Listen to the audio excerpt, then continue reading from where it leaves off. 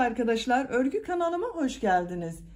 Karpuzlu modelden güzel bir takım yaptım. Bu şekilde ayakkabı ve önlükten oluşan bir takım arkadaşlar.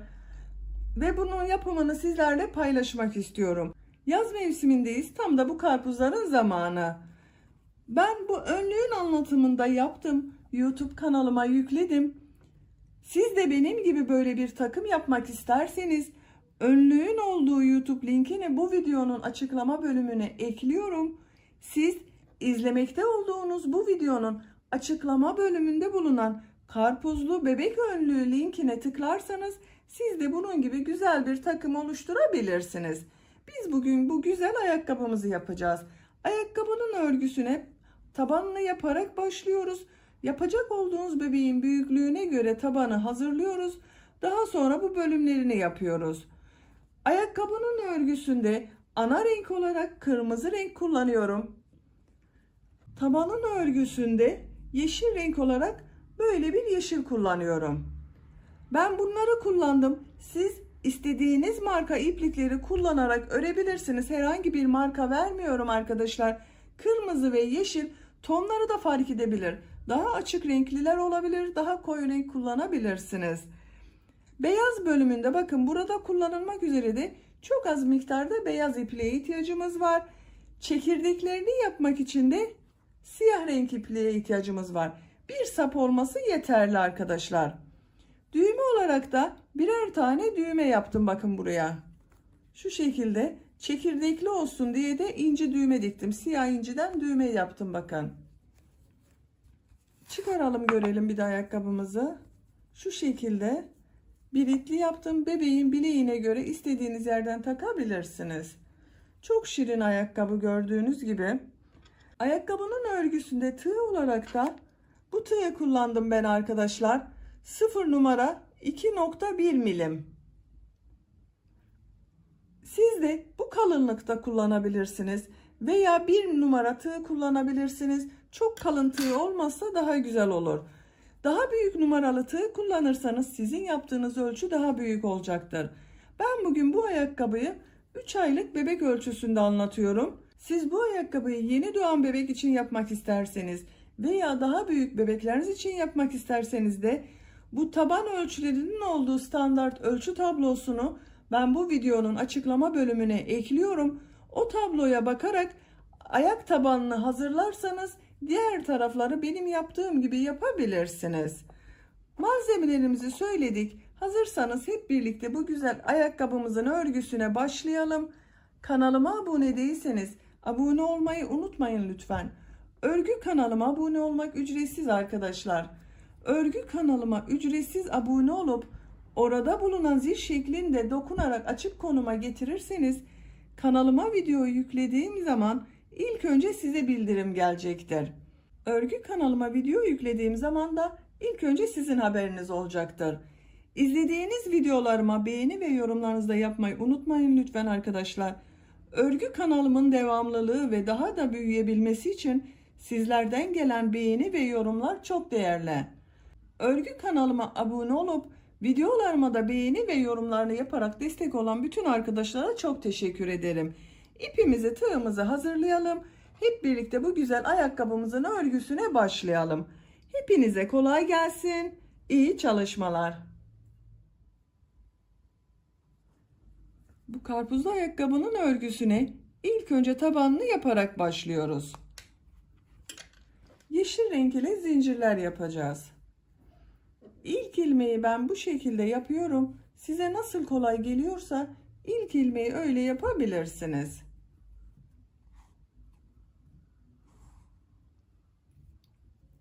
Zincirlerimi yapmaya başlıyorum. Başlangıç için 17 zincir yapıyorum. 1, 2, 3, 4, 5, 6, 7, 8, 9, 10, 11, 12, 13, 14, 15, 16, 17. 17 zincir yaptım. Ben bugün 3 aylık bebek için yapıyorum. 17 zincir yaptım. Siz yeni doğan bebek için yapacaksanız 15 zincir ile başlamanız yeterli olacaktır arkadaşlar. 6 aylık bebek için yapıyorsanız da 18 zincir iyi olacaktır. 1 yaş bebek için yapıyorsanız da 20-22 zincir ile başlarsanız iyi olacaktır. Bir ilmek atlıyorum. İkinci ilmek içerisine 2 sık iğne yapıyorum. Bakın aynı ilmeğe ikinci sık iğneyi yapıyorum.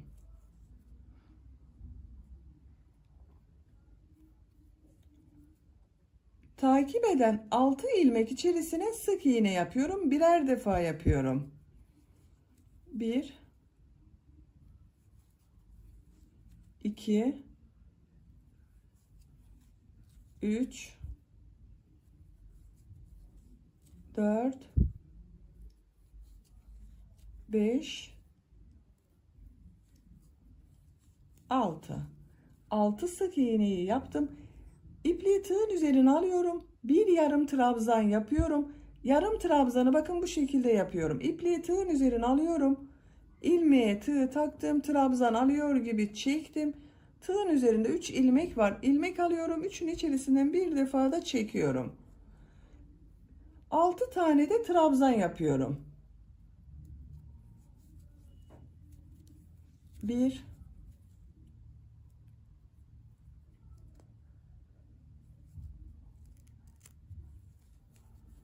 2 3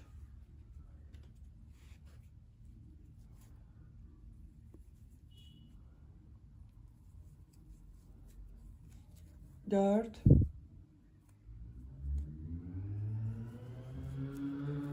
5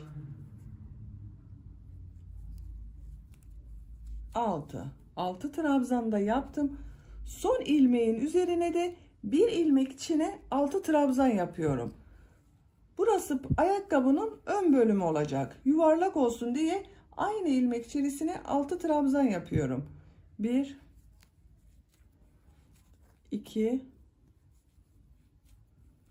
3 4 5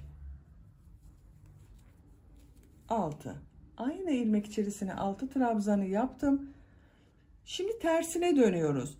6 trabzanın karşısına 6 trabzan yapacağız. 6 sık iğnenin karşısına 6 sık iğne yapacağız. İlk trabzanın karşısına trabzan yapıyorum. 1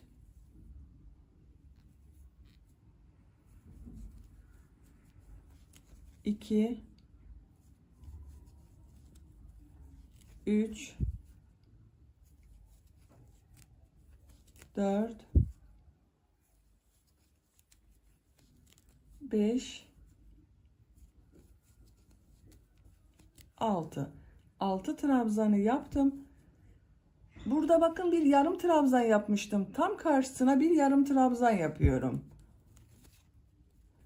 6 sık iğnenin üzerine de 6 sık iğne yapıyorum. Birer defa sık iğne yapıyorum. 1 2 3 4 5 6 sık iğneyi yaptım. Bu bir ilmeğe 2 sık iğne yapmıştım. Aynı ilmek içerisine 2 sık iğne yapıyorum. Bu son ilmek ile ilk ilmeği ilmek kaydırması yaparak sırayı birleştiriyorum.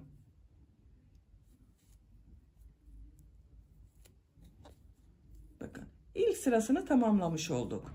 Ne yaptığımıza bakalım. Bir ilmeğe 2 sık iğne yaptık. 6 sık iğne, bir yarım trabzan yaptım. 6 trabzan yaptım. Bir ilmeğe de 6 trabzan yaptım. Simetrisi olarak geriye dönüşte de 6 trabzanın karşısına 6 trabzan yaptım. Bir yarım trabzanın karşısına yarım trabzan yaptım. 6 sık iğnenin karşısına 6 sık iğne yaptım. Bir ilmeğe 2 sık iğne yapmıştım. Karşısına 2 sık iğne yaptım. İkinci sıradayız.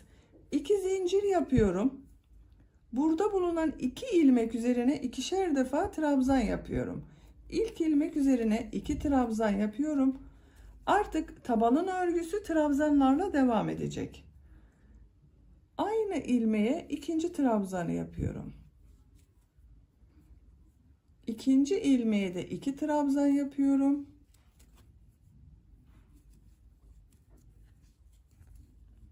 Diğer ilmeklere birer defa trabzan yaparak devam ediyorum.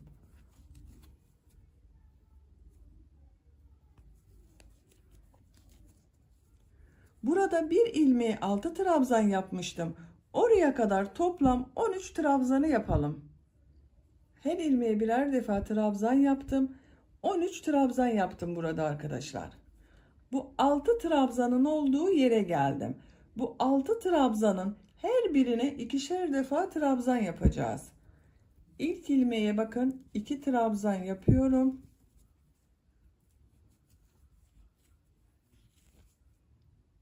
Diğer ilmekleri de ikişer defa trabzan yaparak devam ediyorum.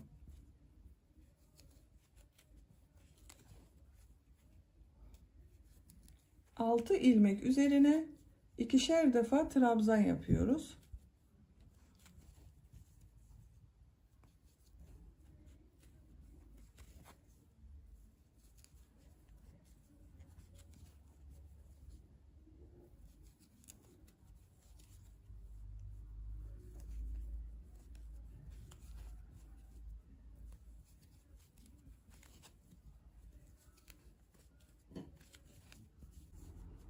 Altı ilmek üzerine ikişer defa trabzan yaptım. 1 2 3 4 5 6. Toplam burada 12 trabzan oldu. Diğer ilmekleri trabzan yaparak devam ediyorum. Her ilmeğe birer defa yapıyorum artık bakın.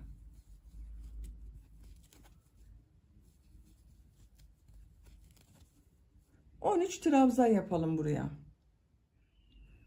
13 trabzanı yaptım. Topuk bölümünde buraya bir ilmeğe 2 sık iğne yaptığım yere geldim.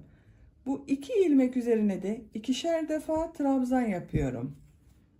Bir, bakın aynı ilmeğe bir trabzan daha yapıyorum. İkinci ilmeğe de 2 trabzan yapıyorum.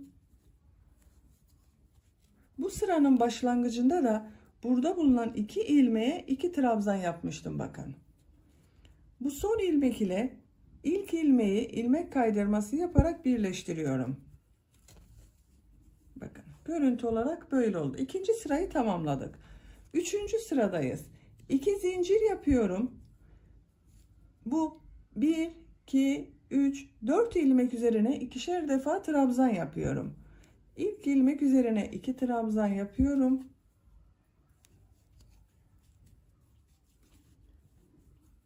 İkinci ilmek üzerine de 2 trabzan yapıyorum.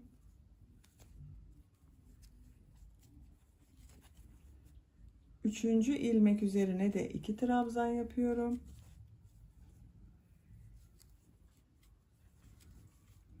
Dördüncü ilmek üzerine de 2 trabzan yapıyorum.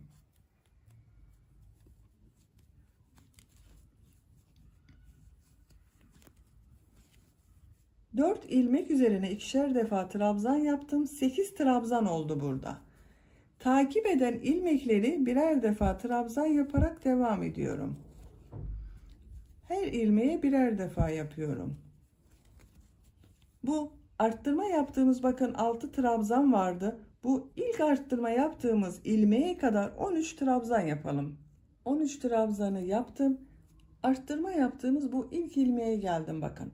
Burada arttırma yaptığımız 12 ilmek vardı. Bunun bu ilk ilmek içerisine 2 trabzan yapıyorum.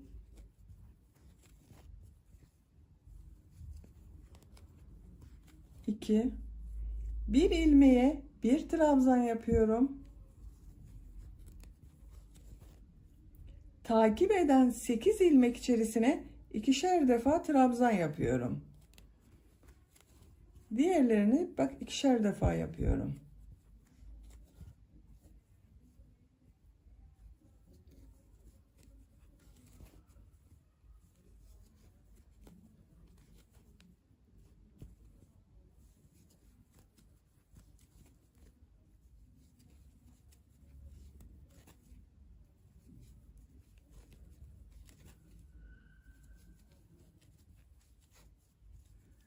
8 ilmek üzerine ikişer defa trabzan yaptım. Bakın sayıyorum. 1, 2, 3, 4, 5, 6, 7, 8. Arttırma yaptığımız burada 2 ilmek kaldı. Bu bir ilmeğe bir trabzan yapıyorum. Bu son ilmeğin üzerine 2 trabzan yapıyorum. Bakın görüntüsü böyle oldu. Diğer ilmeklere birer defa trabzan yaparak devam ediyorum. 13 trabzan yapalım. 13 trabzanı yaptım. Topuk bölümüne geldik yine, bakın arkadaşlar. Bu 4 ilmek üzerine ikişer defa trabzan yapıyorum.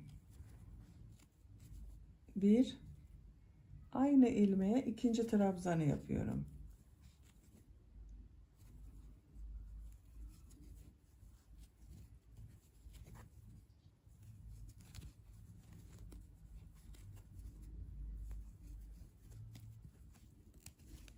Dört ilmek üzerine ikişer defa trabzan yapıyoruz.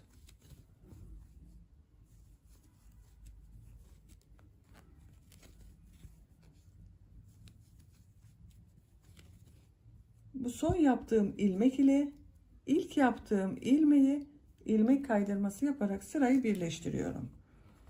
Bakalım şöyle arkadaşlar. Burası son sıra. Artık arttırma yapmıyorum, ben burada bitiriyorum. Bakalım bu sırada da sıra başında 4 ilmeği ikişer defa trabzan yaptım topuk bölümü için. Sıra sonunda da 4 ilmeği ikişer defa trabzan yaptım. Bir zincir yapıyorum. Bu bir sırada toplam ilmek sayısı 64 arkadaşlar. Bir sırada sık iğne yapıyoruz bunun üzerine ama arttırma yapmıyoruz artık. İlk ilmek üzerine sık iğne yapıyorum. Diğer ilmekleri de birer defa sık iğne yapıyorum. Her ilmeğe bir defa sık iğne yapıyorum, bakın.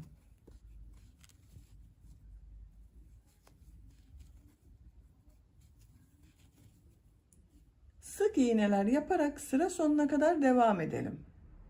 Ayakkabı tabanının çevresinden bir sıra sık iğne yaparak sıra sonuna kadar tamamladım. Bir sırada toplam 64 sık iğne var arkadaşlar. Bu son sıra üzerinde 64 sık iğne var. Ölçüyorum. Santimetre olarak size bakın. Ölçtüğüm zaman 10,5 santimetre patik taban ölçüsü var. Siz daha küçük yapıyorsanız 9 santimetre olması yeterli olacaktır. Ben bugün 3 aylık bir bebek için yapıyorum. 10,5 santimetre iyi geldi. Bir zincir yapıyorum. İpliği tığın üzerine alıyorum. Bir sırada yeşil renk ile yarım trabzan yapacağız. Yarım trabzan ama bakın bu şekilde yapmıyorum. Üst taraftan ilmek alarak yapıyorum, bakın. Üst tarafta bulunan ilmeklerden alarak yarım trabzan yapıyorum.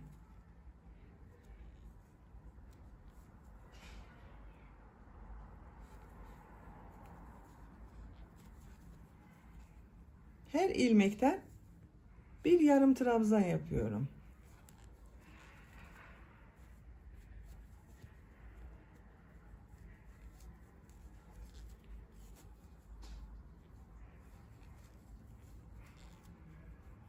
Sıra sonuna kadar üstte bulunan ilmeklerden alıp yarım trabzan yaparak devam edelim. Yarım trabzanlar yaparak sıra sonuna kadar tamamladım. Son ilmek ile ilk ilmeği ilmek kaydırması yaparak birleştiriyorum. Yeşil renk ipliği burada kesiyorum arkadaşlar. Bakın. Görüntü olarak böyle oldu.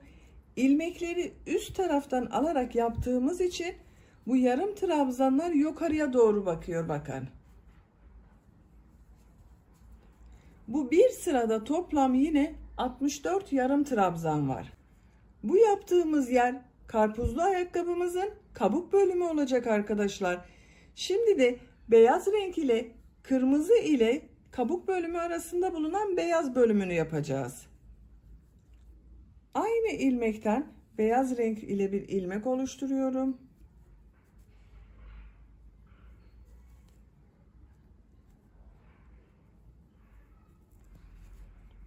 Şu şekilde bakın. İlk ilmeğimi oluşturdum. Bir zincir yapıp sağlamlaştırıyorum. İlk ilmek içerisine sık iğne yapıyorum. Beyaz renk ile bir sıra sık iğne yapacağız.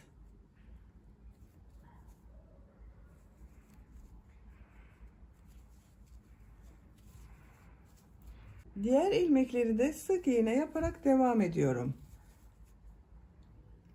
Bakın her ilmeğe bir sık iğne yapıyorum.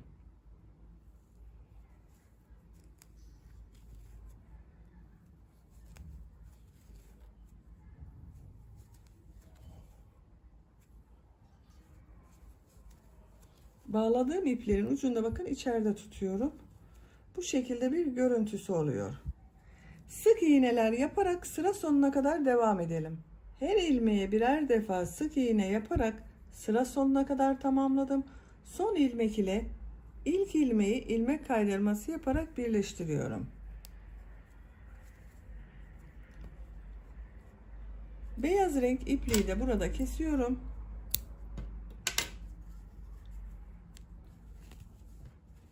Şöyle bir bakalım arkadaşlar. Karpuzlu ayakkabımızın bakın burası kabuk bölümünü yaptık. Kırmızı ile karpuz kabuğu arasında bulunan beyaz bölümü de yaptık. Artık kırmızı renge başlıyoruz. Kırmızı bölümlerini yapacağız.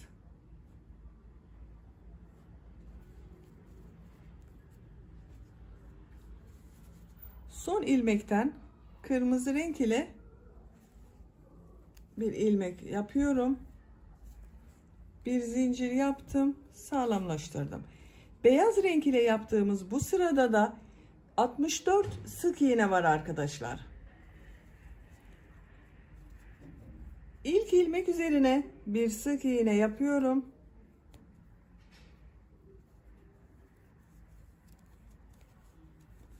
İpleri de içeride tutuyorum.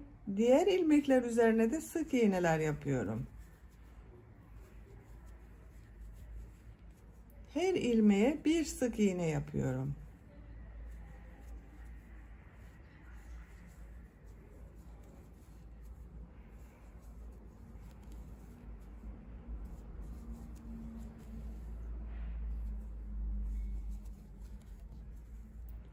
Sıra sonuna kadar sık iğneler yaparak devam edelim. Kırmızı renk ile sık iğneler yaparak sıra sonuna kadar tamamladım. Son ilmek ile ilk ilmeği ilmek kaydırması yaparak birleştiriyorum.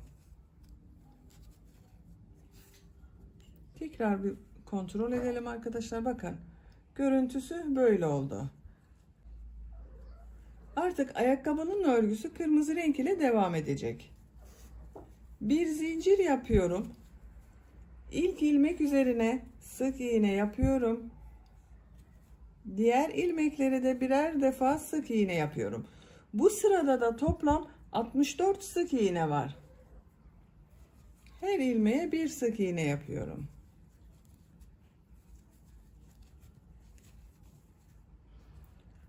Ayakkabının örgüsüne kırmızı ile sık iğneler yaparak devam edelim.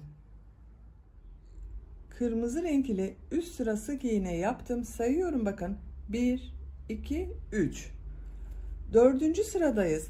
Bu sırada bu ön bölümde kesmeler yapacağız arkadaşlar. Yuvarlak bir görüntü elde edebilmek için kesmeler yapacağız. Bir sırada 64 sık iğne var.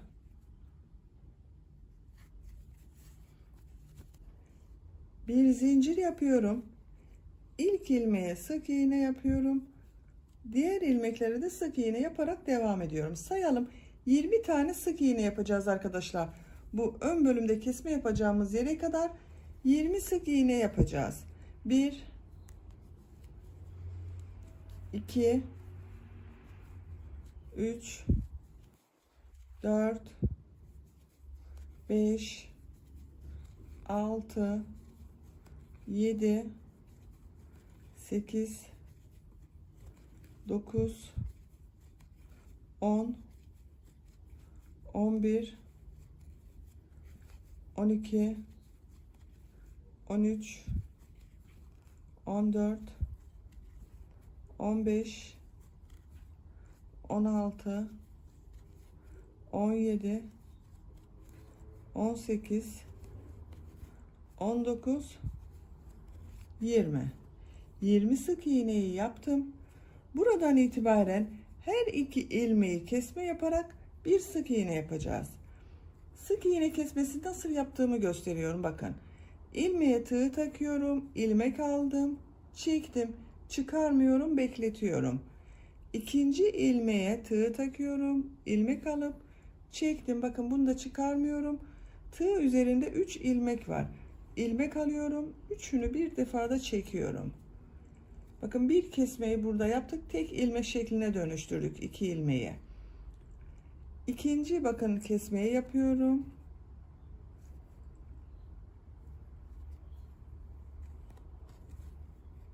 İki.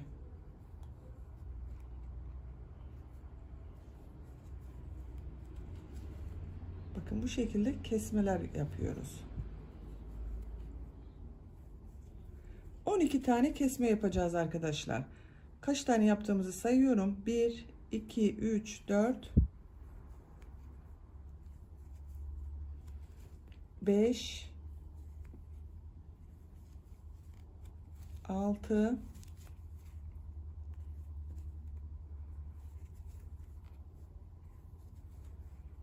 7, 8, 9,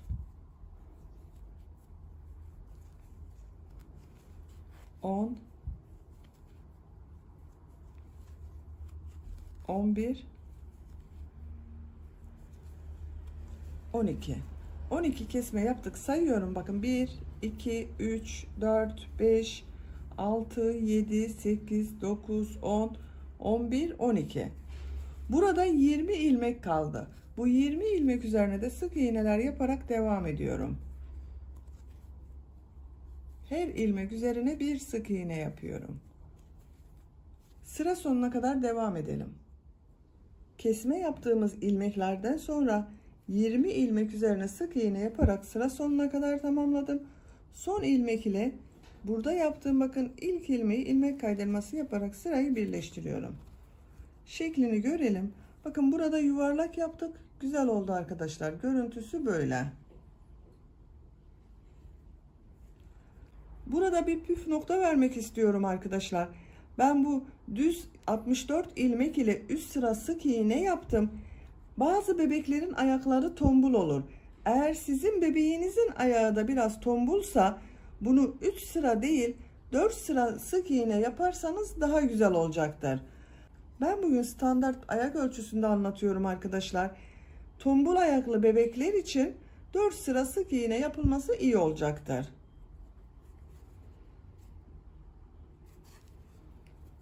Bir zincir yapıyorum. Bu sırada bir sıra sık iğne yapacağız. Her ilmek üzerine bir sıra sık iğne yapıyoruz. İlk ilmek üzerine sık iğne yapıyorum. Diğer ilmekleri de sık iğne yaparak devam ediyorum.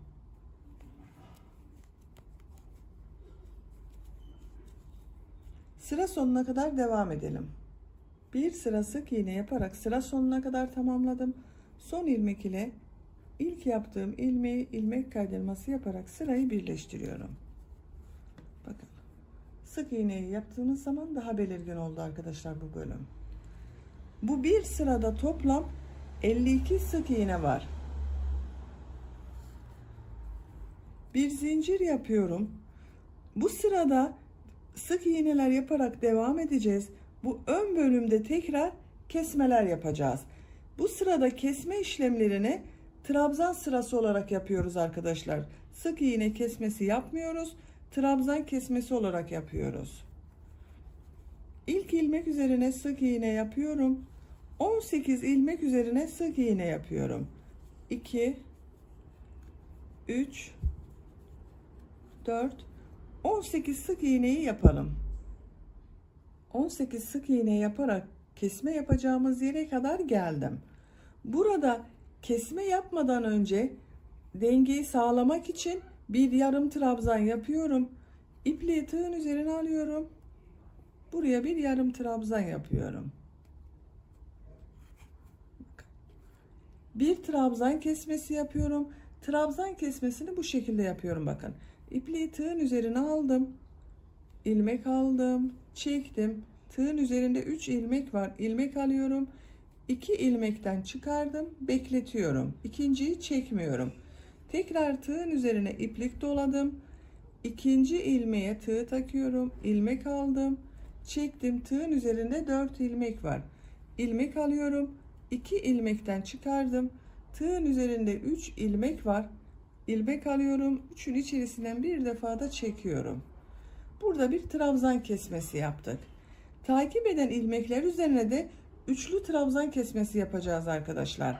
5 tane üçlü trabzan kesmesi yapacağız. 2 defa iplik doluyorum. İlmeğe tığ taktım, çıkardım. Bakın 2 ilmekten çektim, 1, tekrar 2 ilmekten çektim, 2. Tığın üzerinde 2 ilmek var, bekletiyorum. Tekrar 2 defa iplik doluyorum. İlmeğe tığ taktım, ilmek aldım. Bakın tığın üzerinde 2, 4, 5 ilmek var. 2 ilmekten çektim. Tekrar 2 ilmekten çektim. Tığın üzerinde 3 ilmek kaldı. İlmek alıyorum. 3'ün içerisinden bir defa da çekiyorum. Üçlü trabzan kesmesi yaptık bunu. Tekrar üçlü trabzan kesmesi yapıyorum. 2 defa iplik doluyorum. 1, 2 defa çekiyorum. Üçüncüyü bekletiyorum. 2 defa iplik doluyorum. 1, 2, üçüncüyü bekletiyorum. İlmek alıyorum. Üçün içerisinden bir defa da çekiyorum. 5 defa yapıyoruz.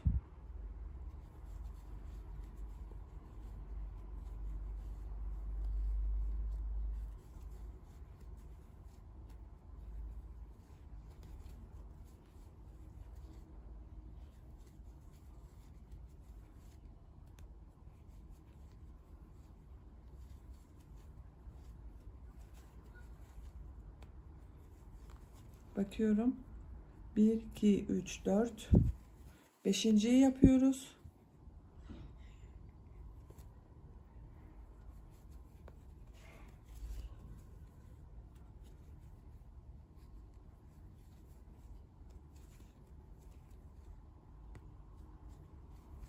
Hepsini içerisinden çektim. 5 defa üçlü trabzan kesmesi yaptım. 1, 2, 3, 4, 5. Bu 5 tane üçlü trabzan kesmesinden sonra buraya bir trabzan kesmesi yapıyorum. 2 defa da çıkarıyorum bakın bunu. Bir yarım trabzan yapıyorum. Kesmeleri burada bitirdik. Şeklini görelim. Bakın daha güzel yuvarlak oluştu. Geriye kalan 18 ilmek üzerine sık iğneler yaparak devam edelim.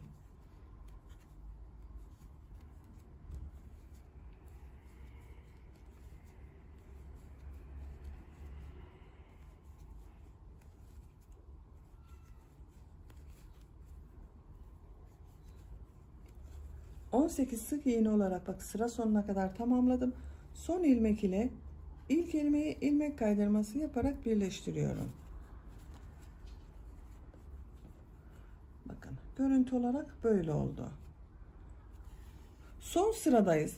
Son sıra olarak bir sıra sık iğne yapacağız. Bir zincir yapıyorum. İlk ilmek üzerine sık iğne yapıyorum. Diğer ilmekleri de sık iğne yaparak devam ediyorum. Her ilmeğe birer defa sık iğne yaparak sıra sonuna kadar devam edelim. Son sırada bir sıra sık iğne yaparak sıra sonuna kadar tamamladım. Son ilmek ile ilk ilmeği ilmek kaydırması yaparak birleştiriyorum. İpliği kesiyorum.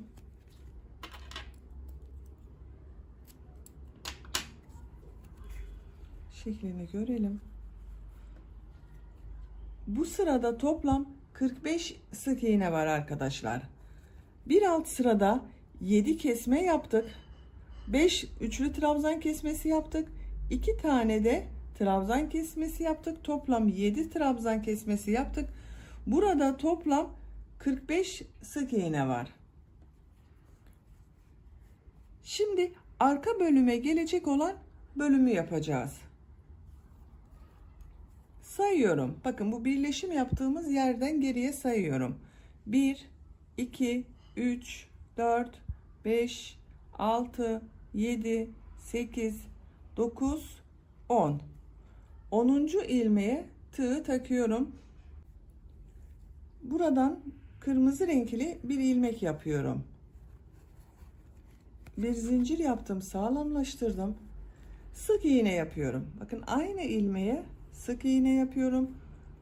Sayalım. 1, 2, ipliği de içeride tutuyorum bakın.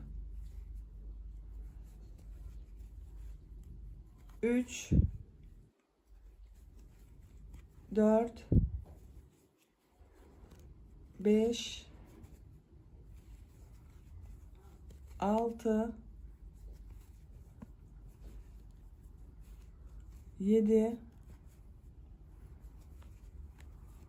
8, 9, 10. 10 sık iğneyi yaptım. Sık iğnelere devam ediyorum.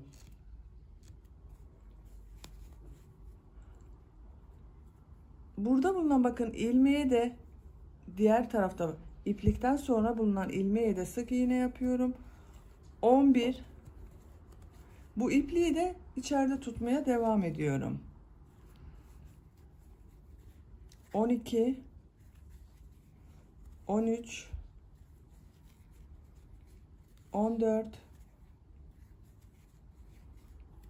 15, 16, 17, 18, 19, 20, 21, 22.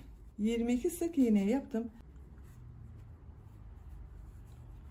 Şöyle şeklini görelim. Bakın bu ilk başladığımız ilmek ile diğer tarafta son ilmeği şu şekilde bakın düzgün geliyor. Düz tuttuğum zaman tam denk geliyor arkadaşlar. 22 ilmek yaptığım zaman tam denk geldi. Bir zincir yapıyorum. Örgüyü çeviriyorum. Bu 22 ilmek üzerine sık iğneler yaparak devam ediyorum. Bakın ilk ilmeğe de sık iğne yapıyorum. Diğer ilmekleri de sık iğne yaparak devam ediyorum. Sıra sonuna kadar devam edelim. Yaptığım 22 ilmek üzerine sık iğneler yaparak bakın sıra sonuna kadar devam ettim, tamamladım. Bu sıradan itibaren düğme için düğme biritlerini yapacağız arkadaşlar. Zincir yapıyorum. Bakın şu şekilde zincirler yapıyorum. 32 zincir yapıyorum. 1, 2, 3, 4, 5, 6, 7, 8, 29, 30, 31, 32. 32 zincir yaptım. Bu 32 zincirin kaç santimetre olduğunu da ölçüyorum. Başlangıca sıfıra tutuyorum. Ölçtüğüm zaman 11,5 santimetre zincir uzunluğu var arkadaşlar.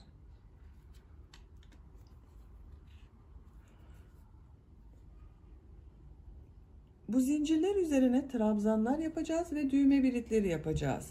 1, 2, 3, 4, 5 ilmek atlıyorum. 6. ilmek içerisine trabzan yapıyorum. Bakın, bunu düğme için düğme biriti yaptık. 2. ilmeğe de trabzan yapıyorum. 2 trabzanı yaptım. Bir zincir yapıyorum düğme biriti için. Bir ilmek atlıyorum. 2. ilmeğe ve 3. ilmeğe trabzan yapıyorum.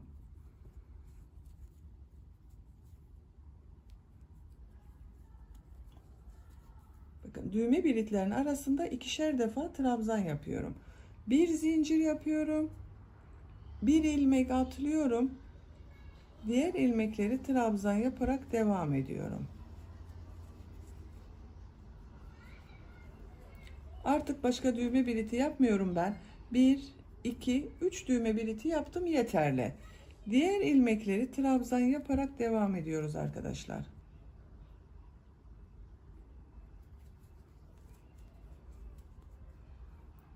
Sıra sonuna kadar devam edelim.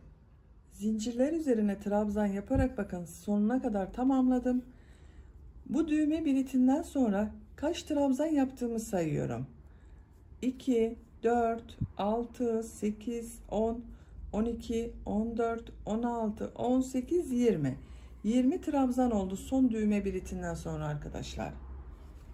Trabzanlara devam ediyorum. Burada yaptığım sık iğneler üzerinde de trabzan yapıyorum. İlk ilmek üzerine trabzan yapıyorum.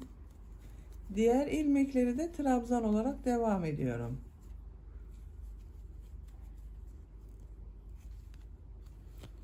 Sıra sonuna kadar devam edelim. Sık iğneler üzerine trabzan yaparak sıra sonuna kadar tamamladım. Sıra sonunda bir ilmek kaldı. Bu ilmeği trabzan yapmıyorum, yarım trabzan yapıyorum. İpliği tığın üzerine alıyorum. Yarım trabzan yapıyorum buraya.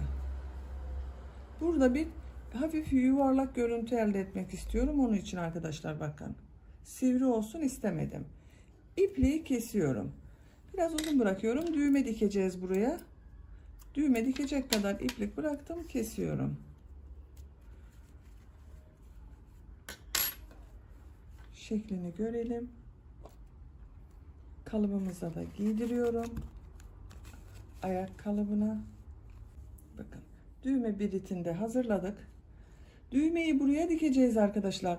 Bebeğin ayak bileğinin kalınlığına göre bu düğme biritlerinden istediğinize takabilirsiniz sonra. Bakın. Şu şekilde. Bu sol ayak için oldu. Şimdi diğer ayakkabıyı da yapacağız. Sağ ayak için olan ayakkabıyı yapacağız. Diğer ayakkabıyı da bunu başladığımız gibi başlayalım. Devam edelim. Bu son sırayı yaptığımız sıraya kadar aynı şekilde bir ayakkabı daha hazırlayalım. Sol ayak için olan ayakkabıyı bakın sizinle birlikte yapmıştık. Bunun aynısından bir ayakkabı daha yaptım. Buraya kadar tamamladım.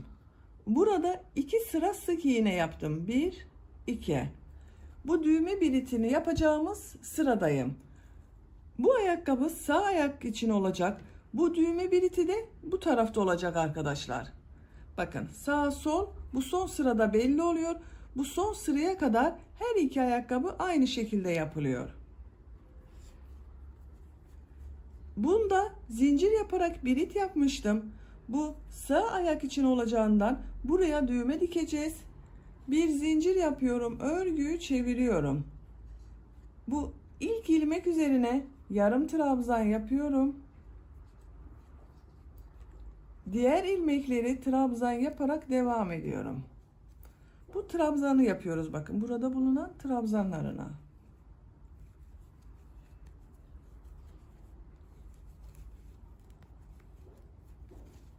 Sıra sonuna kadar trabzan yaparak devam edelim. Trabzanları yaparak bakın sıranın sonuna kadar tamamladım. Burada bu biritili bölümü yapacağız arkadaşlar. Zincir yaparak yapmıştık burayı. Buraya da zincir yapıyorum. 32 zincir yapıyoruz. 32 zinciri yaptım. İpliği tığın üzerine alıyorum. 1, 2, 3, 4, 5 ilmek atlıyorum. 6. ilmeğe trabzan yapıyorum. Diğer ilmeğe de trabzan yapıyorum. 2 trabzan yapıyoruz buraya.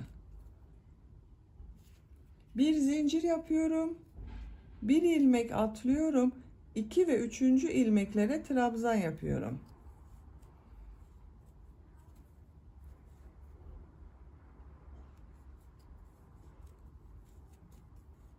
Bir zincir yapıyorum. Bir ilmek atlıyorum. Diğer ilmekleri trabzan yaparak devam ediyorum.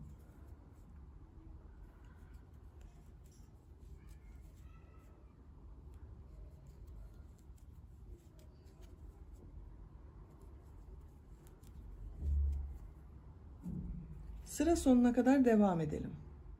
Zincirler üzerine trabzanlar yaparak bakın sıra sonuna kadar tamamladım. Görüntü olarak böyle bir görüntüsü oldu. Bunu buraya birleştireceğiz arkadaşlar. Bakın şekli böyle denk geldi. Buraya birleştireceğiz. İpliği tığın üzerine almadan trabzan sırasından önce bulunan bu sık iğne sırasının burada bulunan ilmeğe tığ takıyorum. İlmek alıp çektim.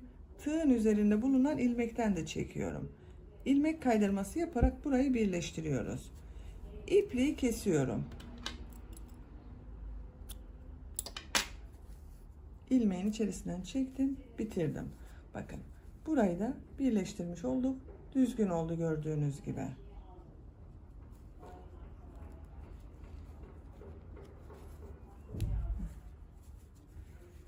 Şekline bakalım.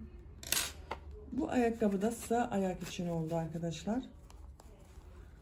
Şöyle bakın. Düğme dış tarafta kalıyor. Diğer ayakkabıyı sol ayak için yapmıştım. Böyle bakın. Son olarak da bu ayakkabı tabanının çevresinden bir sıra pıtırcık yapmak istiyorum arkadaşlar. Daha düzgün görünebilmesi için. Siz burasını yapmasanız da olur. Yeşil renk ile pıtırcıklar yapacağız bakın. Ben bunu yaptım. Bakın bu tabanın çevresinde pıtırcıkları yaptım. Bunun gibi olacak. Bakın görüntüsünü görün. Sadece görüntü farklılığı oluyor ve daha düzgün görünüyor. Burada bulunan bakın arka bölümde bulunan ilmekten yeşil renk ile bağlantı yapıyorum. Bir zincir yaptım. Bir sonraki ilmeğe ilmek kaydırması yapıyorum. İlmek alıp çekiyorum. Tığın üzerinde bulunan ilmekten de çekiyorum. Bir zincir yapıyorum. Diğer ilmekten ilmek alıp çekiyorum. İlmek kaydırması yapıyorum. İlmek kaydırması yaparak yapıyoruz bu pıtırcıkları. Bir zincir yapıyoruz. Bir ilmek kaydırması yapıyoruz.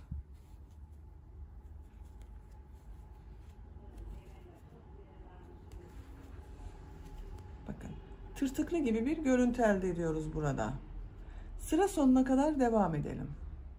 Ayakkabının tabanında ilmek kaydırması yaparak sıra sonuna kadar tamamladım. Son ilmek ile ilk yaptığım ilmeği ilmek kaydırması yaparak bitiriyorum. İpliği kesiyorum. İçerisinden çektim. İğne yardımıyla veya tığ yardımıyla bu ters taraf bakın buradan ilmekler arasından kaybediyoruz bunu arkadaşlar. Karpuzlu ayakkabımızı böylece örgüsünü tamamlamış olduk. Bakın ben bu şekilde çekirdeklerini yaptım. Siyah çekirdekler yaptım. Bunu ben yaptım. Diğer ayakkabıyı sizinle birlikte yapmak istiyorum. Bakın bunun çekirdeklerini sizinle birlikte yaparız.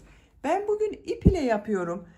Şu şekilde boncuklar ile de yapabilirsiniz. Bakın arkadaşlar elinizde böyle boncuklar varsa boncuk ile de bu çekirdekleri yapabilirsiniz. Ben herkesin evinde boncuk bulunmayacağını düşündüm ve sizler için böyle ip ile yaptım çekirdekleri. Bakın aynı modeli yapmış olduğum başka bir karpuzlu ayakkabı. Bunda boncuk kullandım arkadaşlar. Bunu boncuklu yaptım. Bunu iplik ile yaptım çekirdeklerini. Siz de tercihinize göre boncuk dikebilirsiniz veya şimdi benim size göstereceğim gibi iplik ile çekirdek yapabilirsiniz. İğneye bir iplik takıyorum. Siyah iplik taktım. Bakın bu şekilde. Bir siyah iplik taktım. Nereye yapacağıma bakıyorum. Bu ön bölüme yapmamız yeterli olacaktır. Örgünün ters tarafından takıyorum. Ucuna bakın. Düğüm attım.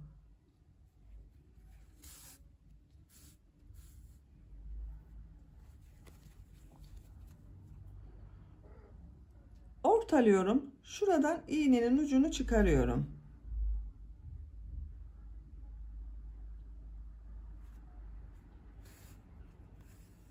İlk karpuz çekirdeğini buraya yapıyorum. Karpuz çekirdeğini şu şekilde yapıyorum bakın arkadaşlar. 1 2 3 4 5 iğnenin üzerine 5 defa doladım. Yavaşça bakın tutuyorum. Yavaşça iğneyi çekiyorum. Bırakmayalım arkadaşlar. Bu tuttuğumuz yeri bırakmayalım. Düzgün olsun.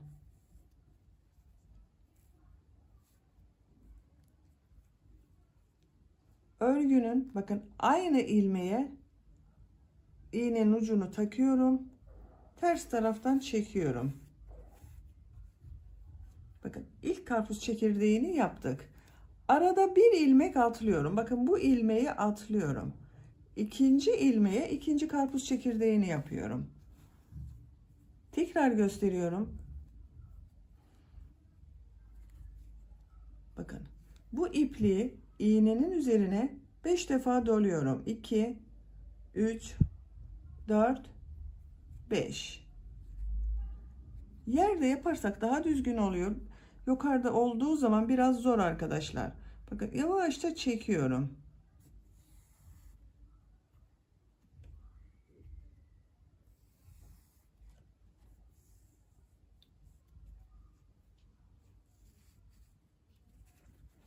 Aynı ilmeğe iğnenin ucunu takıyorum. Ters taraftan çekiyorum. Arada bir ilmeği atlıyorum. Bakın bu ilmeği atlıyorum. İkinci ilmeğe üçüncü karpuz çekirdeğini yapıyoruz. Ben bunu 6 tane yaptım. Siz de tercihinize göre karpuz çekirdeklerini yaparak devam edelim. Ayakkabının çekirdeklerini de bitirdim. Böylece ayakkabı örgüsünü de tamamlamış olduk. Bakın çok güzel oldu.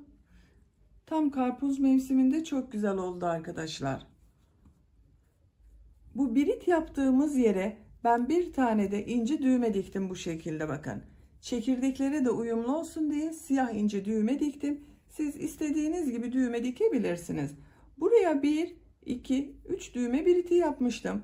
Bebeğin ayak bileğinin kalınlığına göre istediğiniz düğme aralığından bunu takabilirsiniz bakın. Çok güzel, çok şirin yaptık. Buna takım yapmak isterseniz güzel bir de önlük yaptım. Bakın bu şekilde karpuzlu takım olarak bitirdik.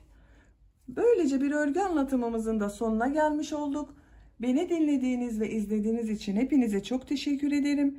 Kanalıma abone değilseniz abone olmayı unutmayın lütfen. Örgü kanalıma abone olmak ücretsizdir arkadaşlar. Örgü kanalıma ücretsiz abone olup orada bulunan zil şeklinde dokunarak açık konuma getirirseniz kanalıma video yüklediğim zaman ilk önce size bildirim gelecek. Herkesten önce örgülerimden sizin haberiniz olacaktır. Videolarıma beğeni ve yorumlarınızı da yapmayı unutmayın lütfen. Örgü kanalımın devamlılığı için sizlerden gelen yorumlar ve beğeniler çok değerli arkadaşlar. Beğeni ve yorum yaparak kanalıma da ücretsiz olarak abone olarak destek olan bütün arkadaşlara çok teşekkür ederim. Sizlerle yeni örgülerde görüşmek dileğiyle. Hoşça kalın, sevgiyle kalın.